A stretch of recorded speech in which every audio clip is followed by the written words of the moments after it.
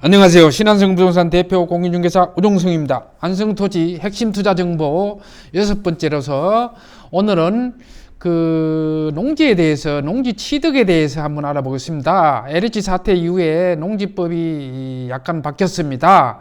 약간 바뀌었는데 특히 어떤 게 바뀌었고 심지어 외지인은 농지를 취득 못하나요? 라고 궁금해 하실 것 같아서 이 농지 취득과 최근에 바뀐 농지 3법에 대해서 간략하지만은 중요합니다. 이 부분에 대해서 핵심적으로 다뤄보겠습니다.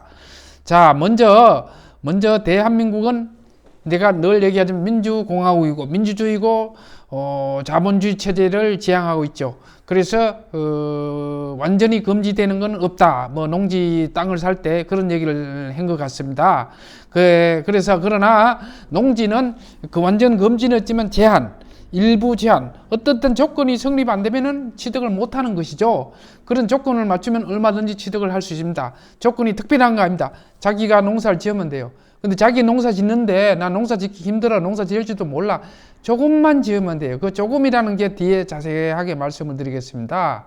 그래서 원칙을 설명하는 거예요. 원칙은 자기가 농사를 지어야만 소유를 해.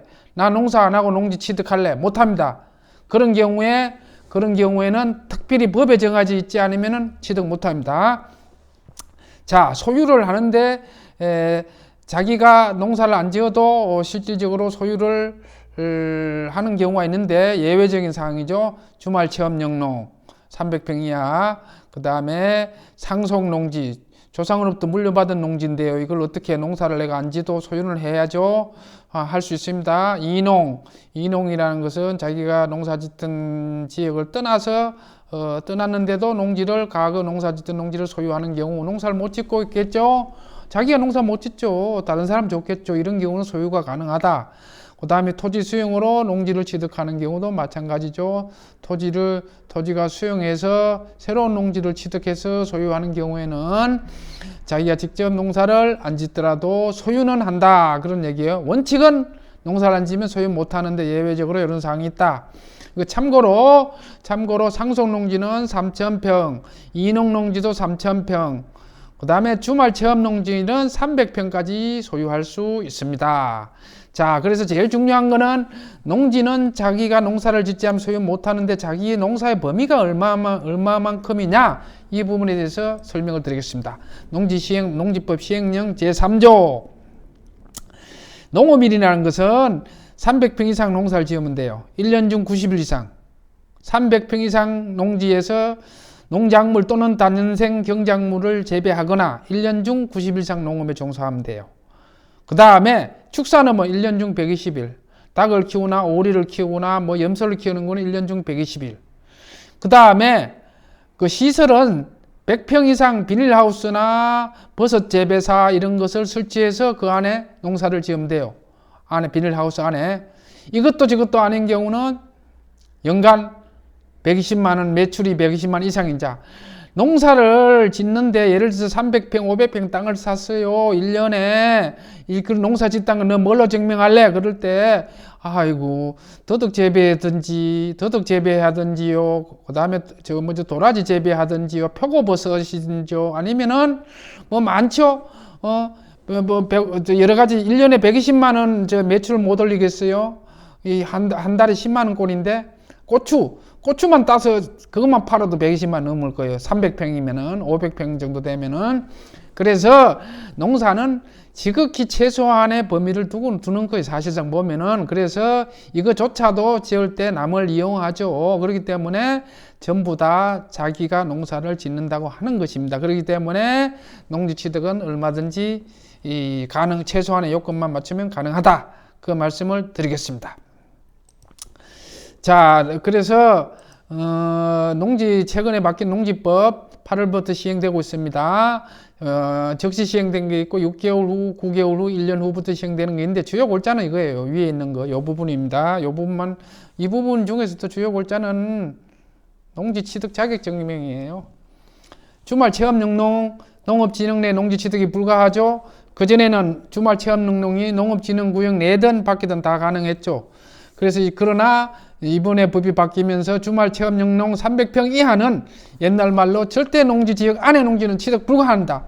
그럼 절대 농지 안에 주말 체험 영농으로 나는 250평을 꼭 취득하고 싶은데요. 그럴 경우에 다른 지역에 농지 원부가 있으면 가능합니다. 실제 해봤어요, 제가요. 그렇기 때문에 주말 체험 영농 원칙적으로 절대 농지 지역 농업진흥구역 내에 농지 취득은 불가하고 농업진흥구역 밖에 농지는 얼마든지 취득이 가능합니다. 그 다음에 이행강제금 농지를 농지대로 안 쓰면 처분 명령 떨어지죠. 그 1년 이내에 처분 안 하면은 이행강제금이 20%에서 25% 올라갔다는 거 하고, 그 다음에 우리한테 실질적으로 해당되는 건 농지 취득 자기심선이 좀 강화됐는데 이게 뭐냐? 이제 여기에 농지 취득 자격증 심사가 강화가 된 것이 농지청을 취득할 때 농업 경영 계획서가 들어가는데 거기에 직업, 영농 경력, 영농 거리 이 부분을 쓰도록 되어 있고요. 농지위원회는 앞으로 1년 뒤니까 8월 17일부터 1년 뒤니까 내년 9개월부터네요. 그러니까 내년 5월 18일부터는 농지위원회를 수치를 한다. 과거에도 있었습니다. 그 유명무실했지만은. 그래서 농지청 강화가 되는데 이 부분은 이제 농지청 심사를 할 때 당신 직업이 뭐야? 자영업입니다. 직업이 뭐야? 퇴직했는데요. 이런 분들 농지청 취득하기 쉽겠죠. 여가가 많으니까. 그 다음에 경력. 옛날에 텃밭 농사 좀 졌어요. 아니면 영농거리 그렇게 멀지 않아요. 그 다음에 안성시 같은데 내가 서울 살더라도 안성에 연고가 있어요. 삼촌이 살아요. 이렇게 친인척이 누가 살아요. 농사를 도와줄 사람이 있어요. 얼마든지 가능합니다. 정 안 되면 주소 좀 옮기시면 돼요. 예. 그래서 그 여건을 맞추라. 최소한의 조건을 맞추라. 그런 얘기고.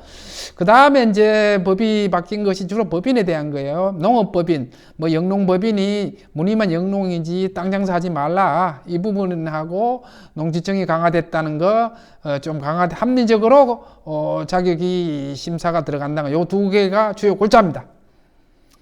자, 구체적으로 보면요. 농지법에는 방금 설명드린 대로 8월 17일부터 시행된 거네요. 농업진흥지역 내 주말체험 영농은 영농 목적의 농지는 취득을 할 수가 없다. 나 꼭 취득하고 싶은데요. 그럼 농지 원부가 있으면 돼요. 다른데 이미 땅을 사서 농지 원부를 갖고 있습니다. 그러면은 절대 농지 지역 안이라도 살 수 있어요. 주말체험 영농 목적으로. 그 다음에 방금 설명한 겁니다. 8월 17일부터 시행되는 거 이행강제금 25% 물린다는 거. 그 다음에 내년 5월 18일부터 실질적으로 해당되는 농지청이 농지취득 자격심사가 방금 설명했던 대로 직업, 경력, 영농거리 이런 것들을 기재하도록 되어 있고, 이런 부분에 타당성이 있어야만, 합리적인 타당성이 있어야만 농지청을 내준다. 그게 주요 골자입니다. 그 다음에 농지청 참고로 그 땅을 샀는데 여러 명이 샀어요. 7명이 넘으면 농지취득 자격증명이 안 나온다는 거. 이거는 지분 쪼개기, 기획부동산 방지 그런 차원 때문에 그런 것 같아요. 그 다음에 내년 8월 18일부터는 농지위원회를 둔다는 것이 구의 읍면에 과거에도 있었지만은 별 효력을 발휘 못했고요. 특별한 건 없습니다. 그 다음에 그 임대를 주면은 60일 이내에 신고해야 된다는 거. 이거는 농지를 취득하면은 임대차 신고를 하면은 아마 안내상으로 나올 겁니다. 그 다음에 농지 3법 중에서 농지법, 농업경영체법, 농업청공사법이 있는데 경영체법은 다 농지법이네, 영농법이네. 땅 장사하지 마라. 법인 설립해서 법인 설립하려면 어떡한데? 지자체 사전 신고제를 해서 신고 필증이 나와야만 법인 설립을 할 수가 있어요. 등기할 때 들어가야 돼요. 그래서 그 농업법인에 대해서는 상당히 강화된 건 아주 잘된 조치라고 하는데, 왜냐하면은 농지는 경자 유전의 법칙에 따라서 그 농사를 짓는 사람만 농사 취득하는 게 맞는데, 기업 형태로 크게 땅 투자로 와서 들어와서 하는 건 사회적으로 혼란을 일으키죠. 이런 건 강화된 건 아주 잘한 행위라고 볼 수 있습니다. 그 다음에 농어청공사법에는 현재 농어청공사에서 농지 관리 똑바로 해라 해서 농지은행 직원 관리원을 둔다. 그런 내용이에요. 그래서 결론적으로 농지청이 제일 중요하죠. 농지 취득 자격증명을 할 때 농지법에 나와 있어요. 농업경영계획서, 주말체험 영농계획서를 작성해서 첨부를 하는데, 거기에는 면적, 노동력, 내가 농사를 짓습니다. 농업기계 장비, 이건 빌릴 겁니다. 임대할 겁니다. 그 다음에 직업, 경력, 영농거리 이런 걸 필수적으로 쓰도록 되어 있어요. 신청하면 7일 이내에 농지청이 나오는데 이렇게 양식은 이렇습니다. 여기에 뭐 취득자 표시는 간단하고요. 취득 목적, 농지를 사는데 종지 취득이 투자 이렇게 쓰는 사람 없겠죠. 영농, 농사, 배농사, 뭐 사과농사 이렇게 쓰면 되고요. 그 능농계획서에는 여기에는 뭐 노동력을 어떻게 내가 제공하냐, 그 다음에 기계를 어떻게 하냐 이런 부분인데, 실무적으로 실제 이런 부분은 우리가 법무사가 다 대응을 해줍니다. 아니면은 뭐 꼭 그 부동산하고 거래 안 하시더라도 행정서사나 이런 분 있죠. 이런 분들 잘 아시니까요. 그런 분한테 대응을 맡기시면은 농지청 취득하는데 전혀 문제가 불편함이 없을 것입니다. 그래서 오늘은 외지인은 농지 취득을 못하나 이 부분에 대해서 말씀을 드리면은, 결론적으로는 조건이 맞으면은 취득을 가능하다. 합리적인 조건입니다. 합리적인 조건이 맞으면은 가능하다는 것이지 전혀 취득 못하는 건 아니고, 또 안성시 같으면 안성시나 연접지는 물론 취득을 가능하고, 그 다음에 농지 취득은 실질적으로 조금만 농사를 지어도 농업으로 보기 때문에 얼마든지 자기가 농사를 지을 수 있는 것입니다. 그렇기 때문에 농지 취득하시는데 참고하시고요. 합리적인 투자, 합리적인 영농하시기 바랍니다. 이상으로 마치겠습니다. 감사합니다.